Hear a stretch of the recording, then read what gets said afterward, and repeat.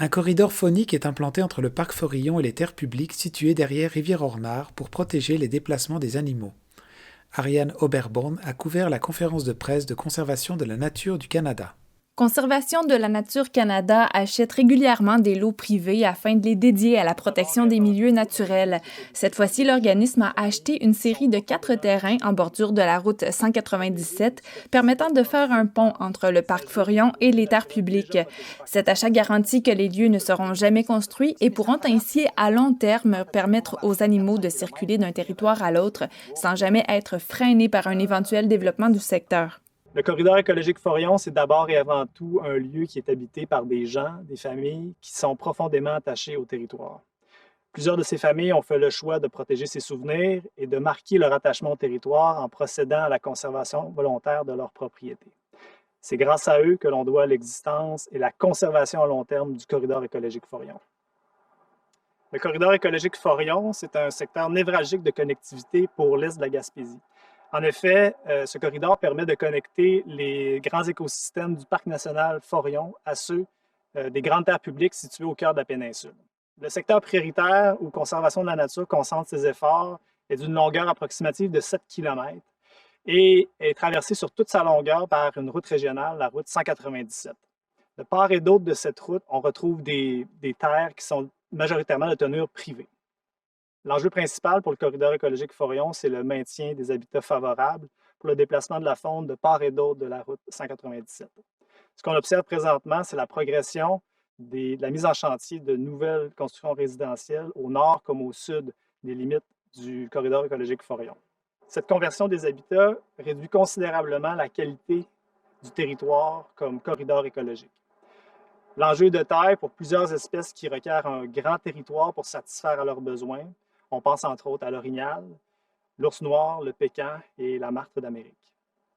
Un propriétaire foncier, Jérémy Gagné, est ravi d'avoir participé à cet effort de conservation en vendant la terre familiale au profit du projet. Je voulais le garder, mais je voyais aussi mon âge avancé, là, puis les enfants m'ont dit, fais ce que tu veux avec, là. Ils m'ont dit, si tu veux vendre, vends-la. Ils étaient au courant, là, ils étaient au courant de mes affaires, là. Les négociations avec vous autres, ça a été super, là.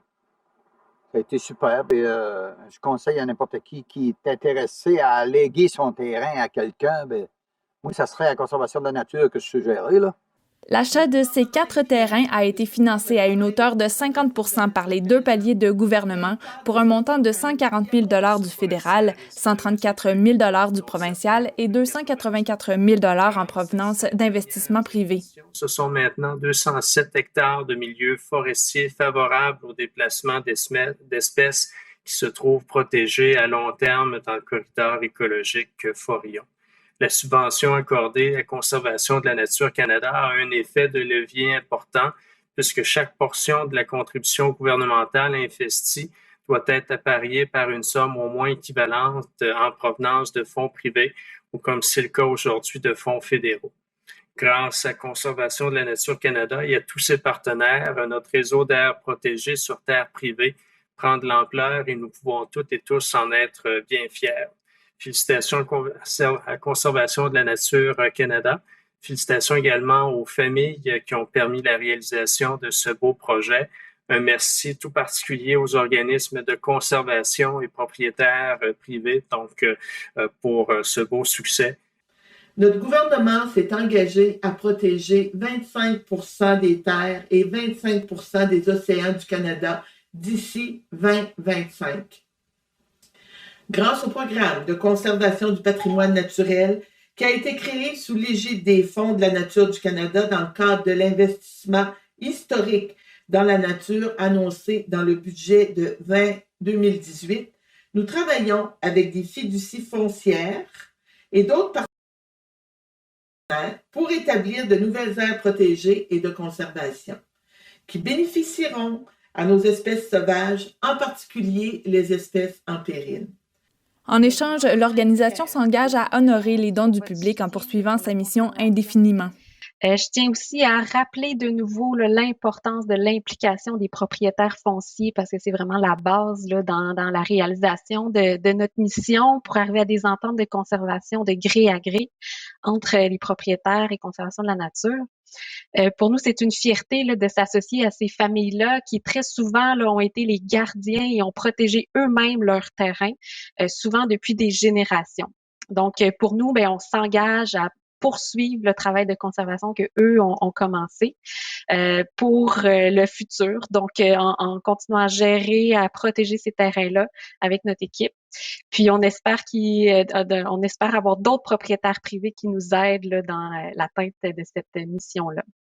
Parce que le travail n'est pas terminé pour la protection du corridor Forillon. Donc, on va continuer à travailler dans ce sens-là. Puis pour ça, on a besoin de soutien de donateurs privés. Puis ce qui est bien, là, c'est qu'avec le programme de jumelage de dons par les gouvernements, M. Charette en a parlé, quand une personne donne un certain montant, il est alors doublé par ces fonds gouvernementaux-là. Et donc, votre impact aussi. Ariane Aubert-Bonne, TVCGR.